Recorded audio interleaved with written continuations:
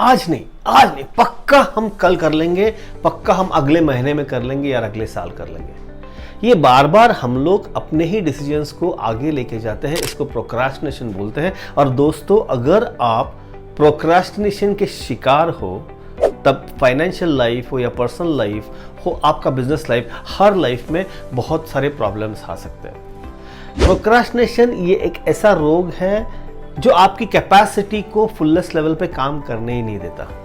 अगर आप प्रोक्रास्टिनेट करते हो दोस्तों, तो लाइफ के जितने भी सारे एरियाज है, सब जगह पे प्रॉब्लम ही प्रॉब्लम डिफाइन हो जाती है। सबसे इंपॉर्टेंट है कि आपकी health, wealth, business, finance, relationship, सब जगह पे एक इस प्रोक्रास्टिनेशन के वजह से मारामारी होती है। So we need to understand it very carefully कि अगर आपको फाइनेंशियली सक्सेसफुल बनना है, फाइनेंशियली फ्री बनना है, फाइनेंशियली फिट बनना है दोस्तों, it's very important for each one of us to make sure we get rid of this word called as procrastination.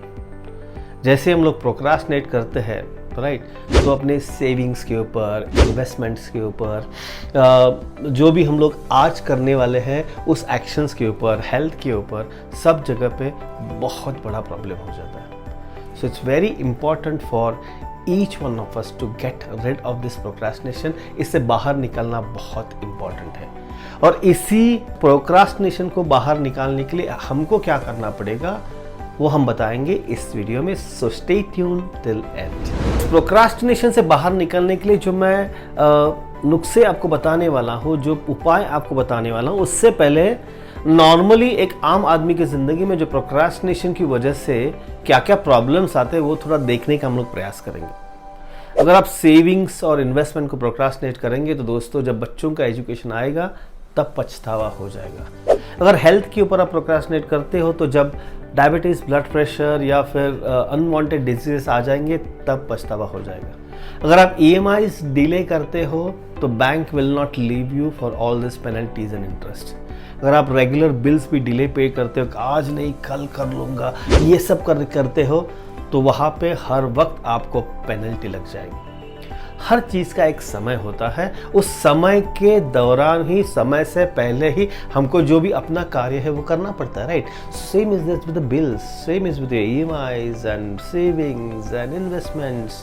हर चीज़ का एक टाइम होता है। Make sure you do everything on that particular time. एक चीज़ सिर्फ और सिर्फ प्रोक्रास्टिनेट करने से इतने सारे प्रॉब्लम्स होते हैं। तो जो मैं अभी बताने वाला हूँ, उपाय बताने वाला हूँ, वो सब उपाय तो करना ही पड़ेगा, राइट। सभी लोगों को मालूम है कि प्रोक्रास्टिनेशन करने से फाइनेंशियल लाइफ एकदम खराब हो सकती है। फिर भी हर वक्त, हर लम्हा, हर अपॉर्चुनिटी के टाइम पे लोग प्रोक्रास्टिनेट करते हैं। क्यों करते हैं? शायद इग्नोरेंस होगा, शायद एंजाइटी, स्ट्रेस होगा, शायद सीखने की इच्छा नहीं होगी, बहुत कुछ हो सकता है। चलो ठीक है, आप आज इस प्रोक्रास्टिनेशन की वजह से आपके फाइनेंशियल लाइफ में टर्मोइल क्यों होता है, वो सभी कारणों के बारे में हम लोग थोड़ा भी डिटेल में डिकोड करने का प्रयास करेंगे। पहला कारण है इग्नोरेंस। अब लोग इग्नोरेंस को एक्सेप्ट ही नहीं करते, उनको लगता है कि मुझे सब मालूम है। Ignorance about where to invest, how to define the product, कौन से प्रोडक्ट में निवेश करना बहुत इंपॉर्टेंट होता है। अगर मुझे मालूम नहीं तो मुझे कौन से एक फाइनेंशियल एडवाइजर या financial planner, certified financial planner के पास जाना पड़ेगा। ये सब कुछ वो इग्नोरेंस होते हैं। They always shoot in dark, and just because of that they keep on doing a lot of mistakes which falls prey to the second one, fear of failure. अब पहले हम लोगों ने बहुत कुछ किया था अपनी नॉलेज से, हम नॉलेज और लेने का प्रयास नहीं करेंगे, नहीं करते। just because of that what is happening is I have failed sometime, और अब भी इस बार भी अगर मैं एक्शन ले लूंगा तो I will fail and again I'll lose money. That is forcing majority of the people to procrastinate your financial decisions. तीसरा है too many options. अभी स्ट्रक्चर्ड प्रोडक्ट्स है, म्यूचुअल फंड्स है, डाइवर्सिफाइड म्यूचुअल फंड्स है, और कई सारे स्टॉक मार्केट है, फ्यूचर ऑप्शंस, फॉरेक्स, इतने सारे ऑप्शंस अभी बाजार में अवेलेबल है। एक आम आदमी फाइनेंशियल लिटरेसी अच्छी ना होने की वजह से कंफ्यूज हो जाता है। राइट एकदम माइंड एकदम बौखला जाता है उसका, यार मैं क्या करूँ, कहाँ पे करूँ, कुछ समझ में नहीं आता। And ultimately he goes and very से कि I am happy with fixed deposit, right, अगर वो करने की इच्छा रखता है तो। इसी की वजह से वो कॉम्प्लेक्स जब होता है ना तो नींद आ जाती है, बोलते हैं ना, जो कॉम्प्लेक्स जब होता है नींद आ जाती है, वैसे ही अगर कोई एकदम स्ट्रक्चर्ड हाईली कॉम्प्लिकेटेड प्रोडक्ट सामने आ जाएगा तो अपने आप नींद आ जाती है। एंड देन चौथा प्रॉब्लम आ जाता है कि people become lazy to act.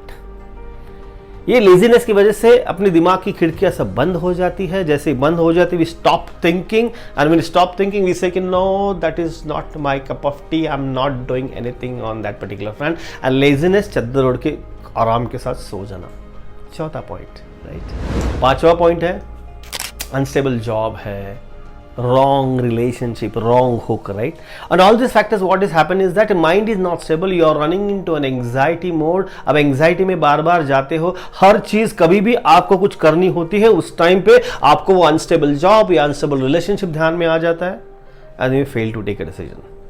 Like for example, अगर एक अच्छी खासी इन्वेस्टमेंट की अपॉर्चुनिटी आ गई and then you are on the bench right now, your job is unsecure और there is some problem in the family at that particular point in time, हमेशा mind बोलता है कि यार चलो ठीक है इसको पूरा सल्टा देते फिर बाद में तो देखेंगे, जिंदगी पड़ी है, राइट।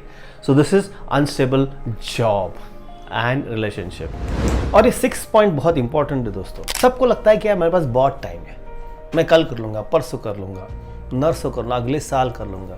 ऐसे करते करते टाइम कब निकल जाता है कुछ समझ में नहीं आता। First and foremost part we all need to understand, इस प्रोक्रास्टिनेशन की वजह से आप आपका time value for money lose करते हैं, आपके कंपाउंडिंग का जो मैजिक है उससे आप दूर हो जाते हो।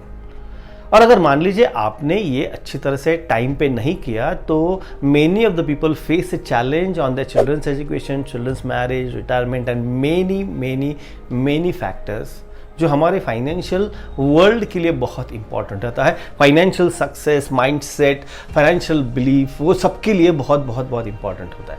सो नेवर थिंक कि it's very early, always it's late, always is late. जिस दिन आपने आज चालू करना है तो चालू कर दीजिए।